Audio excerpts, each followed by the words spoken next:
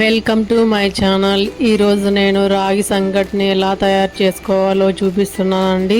నేను ఇక్కడ 1 glass store బియ్యంని తీసుకొని ఇలాగ నీట్గా వాష్ చేసుకొని తీసుకున్నానండి. మీరు కావాలంటే నార్మల్ బియ్యంతో కూడా చేసుకోవచ్చండి.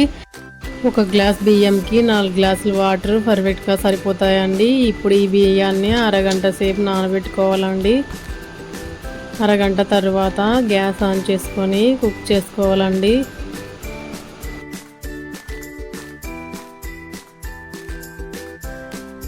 కొద్దిసేపు ఉడికాక ఇలాగా పొంగు వస్తుందండి.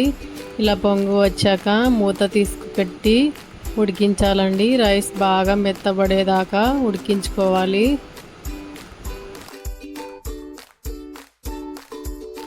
ఇప్పుడు ఇందులోకి రుచికి సరిపడా ఉప్పుని యాడ్ చేసుకోవాలి.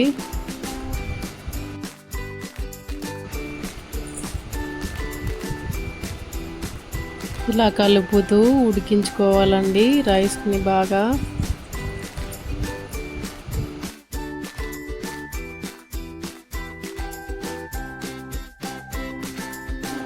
రైస్ బాగా ఉడికిందండి.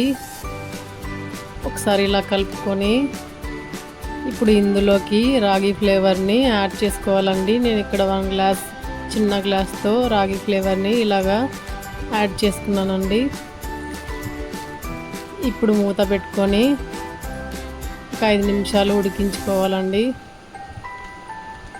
5 నిమిషాల తర్వాత చూస్తే రాగి ఫ్లేవర్ రైస్ బాగా ఉడికిపోయిందండి. ఇప్పుడు ఇలాగా పప్పు గిత్తితో కానీ లేక కర్రతో కానీ ఇలాగా మిక్స్ చేసుకోవాలండి బాగా.